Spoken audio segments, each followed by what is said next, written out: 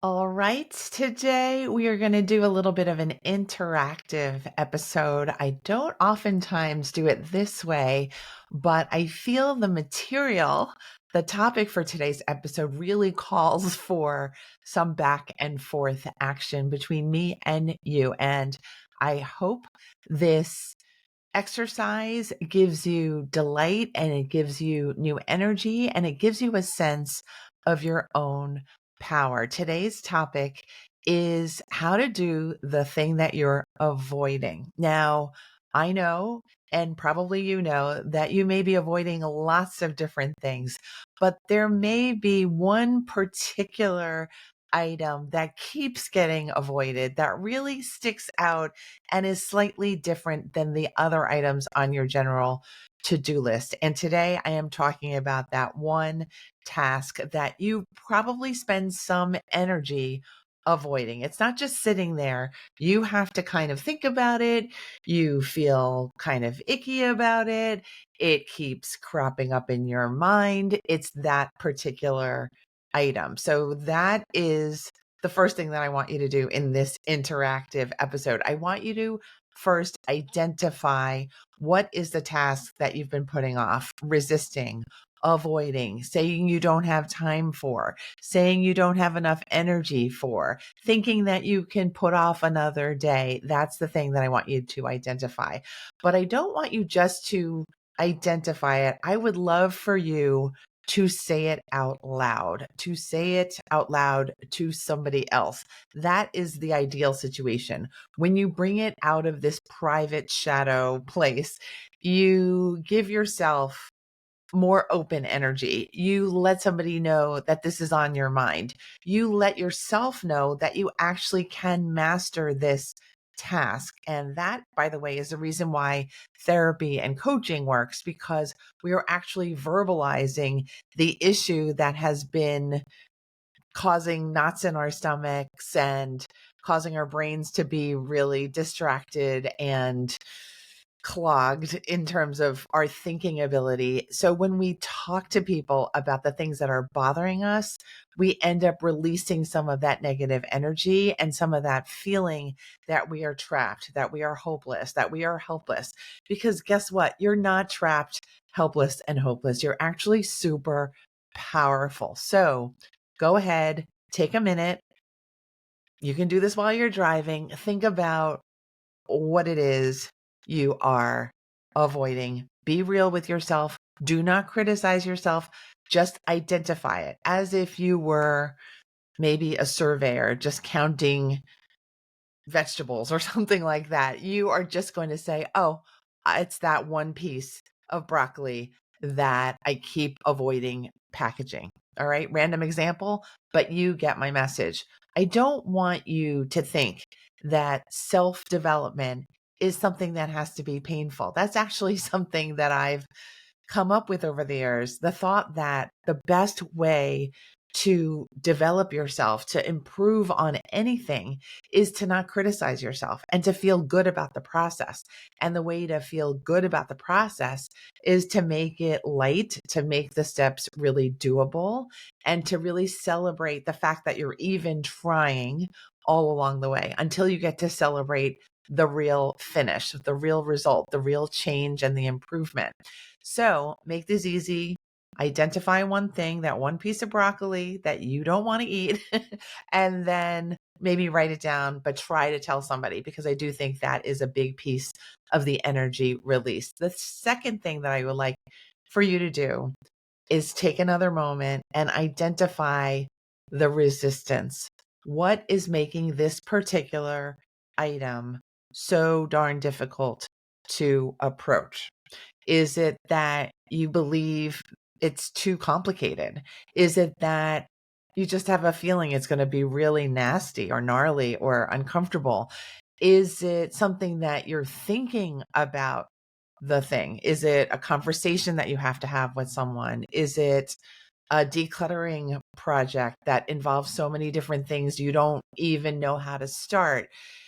Is it something that you might think is super important? That might also be a reason why you are resisting, like it's important to your career or to your status or to your financial situation or to your family's well-being. We can find all sorts of reasons to make things important, and a lot of things are important, but we also can be very crafty and creative in coming up with different reasons why we should just delay the important thing. So do yourself a favor, identify the resistance. And resistance comes again in all sorts of forms. It can be that feeling in your gut. It can be the tightness in your shoulders. It could be that you just don't want to go to a certain place in your house or apartment, something like that. Identify it. But again, apply my general guideline of be super kind to yourself when you recognize what is going on. And if you're curious what is going on, if you don't happen to know, think about it for a while. Let it go another 2 or 3 days. I would say 2 or 3 days maximum, and investigate, when does it come back into your mind? What thoughts and feelings do you have when it does come up again? What do you feel about yourself about the fact that you haven't done it yet? These are all clues as to what is going on. It typically isn't beyond our recognition, this investigation. Typically, we kind of know why we're avoiding it, and that's why we're avoiding it. But I want you to identify it, also write it down. Okay. So the first 2 steps are identify the thing you're trying to avoid. The second step is to get really clear about the reasons why you are resisting doing the thing. Right. And just looking at it like you're an observer, you have no skin in the game. You're just doing the task that I'm asking you to do. The third task in this interactive exercise is to elevate your power. And I'm guessing that none of you really suspected that I would say that, but I do want to say that your sense of your own power has a lot to do with getting things done. When we believe that the spare bedroom is too overwhelming for us to declutter, the spare bedroom wins. But the funny thing is, the spare bedroom is never actually going to be more powerful than your ability to declutter. And I chuckle because we fool ourselves. I fool myself all the time. That's why I'm the host of the Make Time for Success podcast, and I'm a procrastination coach, because I've done the self-fooling for years and decades over so many different areas of my life. But now I know that I'm more powerful than all of that. I'm more powerful than my old habits. I'm more powerful than any clutter, even though I still have some clutter. I am more powerful than my thoughts may even sometimes have me believe. And so when I remind myself of that, I can then backtrack and figure out, okay, what's my plan for doing this thing that happens to be bothering me right now? What's my plan? What's the next step that I can take so that I never have to think about this thing again? And that's the real victory, right? It's not that you're going to be your life is going to change because you cleared the spare bedroom, although it will be life changing. What is going to be amazing is that you're going to show yourself how good it feels to face challenges as they come. You're going to show yourself how good it feels to do what you know you need to do. You're going to show yourself how good you can feel in your own home space when your home space is totally clean and clear. It's a wonderful feeling, and it's going to be a great celebration when you actually handle what you are avoiding. So, to recap the first couple of steps, identify the avoided thing, identify your resistance, and then elevate your power. You might need to come up with some sort of affirmation saying, I know that I can declutter one item from this spare bedroom every single day. Something that you can really believe in, something that points your nose in the right direction towards the finish line, and an affirmation that keeps you feeling like, wow, I really do have a lot of power. I don't have to feel helpless and hopeless anymore, because that doesn't get me anywhere. So know that you're powerful, know what you're doing. And also, I'm going to throw in tip 3.5, which is don't get distracted by all the other things on your to-do list, right? We all have long to-do lists and we all think everything's so important, but really what we can do to up our game is to maintain our focus and keep our focus on one thing at a time. That really is how to get through your to-do list. So stay focused, allow yourself to be focused. Don't get freaked out by all the other things that are lurking on the to-do list.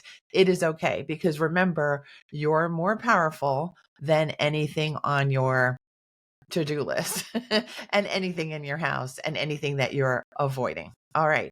And the fourth item in this interactive exercise is you're going to take action. You knew I was going to say that tip somewhere. You are going to take action. You're going to find the next most reasonable step in the process of getting this avoided, dreaded, icky task done. And you're going to say, oh my God, I'm so grateful I have this plan. I am so grateful I can just start. I am so grateful I can do this afternoon, right after listening to Dr. Lee's episode. I am so grateful that I never have to think about starting this again. I am just so grateful in general for this life I have and the power that I hold and possess.